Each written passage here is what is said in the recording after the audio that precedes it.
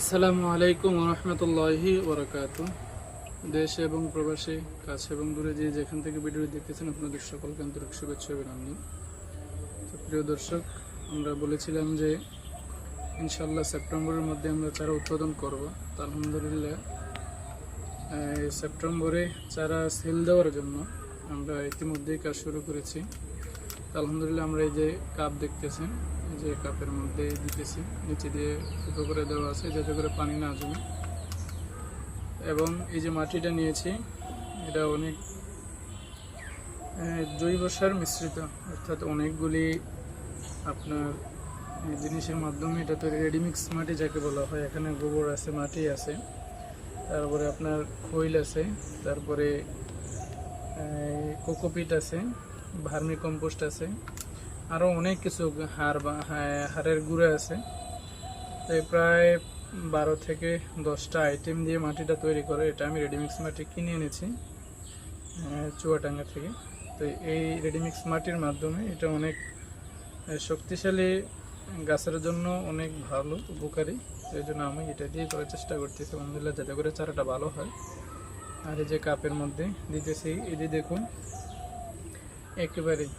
একেবারে রিয়েল এবং নগদ কাছ থেকে দেখুন যে একেবারে নগদ পেঁপে থেকে পাড়া, পেঁপে থেকে সংগ্রহ করা। তো এই বীজটাকে, বীজের উপরে যে আবরণটা আছে, আবরণটা এটা ফালাই দিতে হবে। ফালাই দিয়ে তারপর শুধুমাত্র দানাটা আমি আপনাদেরকে দেখাচ্ছি আমি কীভাবে দিতেছি। তো প্রথমে কাপের মোটামুটি 4 ভাগের 3 ভাগ পরিপূর্ণ করে, তারপরে এই যে দেখুন আমি একটা না, সামনে আসো, এবার সামনে। এই যে দেখুন আমি 3টা করে বীজ দিতেছি, অর্থাৎ একটার মধ্যে 3টা। অর্থাৎ জমিনের মধ্যে রোপণ করার সময় আপনি 3টাই করবেন। 3টা করার সময় 3টাই করবেন। যখন ফুল আসবে তখন বুঝতে পারবেন কোনটা পুরুষ আর কোনটা মহিলা। তো মহিলা গাছটা রেখে পুরুষ গাছটা আপনি কেটে দেবেন। যে জন্য আমি 3টাই দিতেছি, যাতে করে মিস না দেয়। এই যে আমি একটা দিয়ে দিলাম, এই 2টা, এই 3টা দেওয়ার পরে আর উপরে কিছু মাটি দিয়ে এভাবে রেখে দিলাম। একটু পরে এটার মধ্যে পানি দেওয়া হবে, সেচ দেওয়ার পরে তারপরে আবার উপর দিয়ে জাগ দেওয়া হবে। তো ইনশাল্লাহ এটা 6 থেকে 7 দিনের মধ্যে ইনশাল্লাহ চারাটা বের হবে।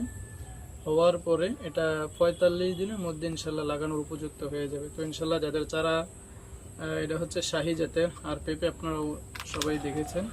তো যাদের এই চারা দরকার বা চারা প্রয়োজন, ইনশাল্লাহ আপনারা যোগাযোগ করবেন। এটা হচ্ছে মানিকগঞ্জের শাহি জাতের একটা পেঁপে। আলহামদুলিল্লাহ সবাই আমার ভিডিওগুলো দেখলে ইনশাল্লাহ বুঝতে পারবেন। তো ভিডিওটি সুস্থ থাকুন। আসসালামু আলাইকুম।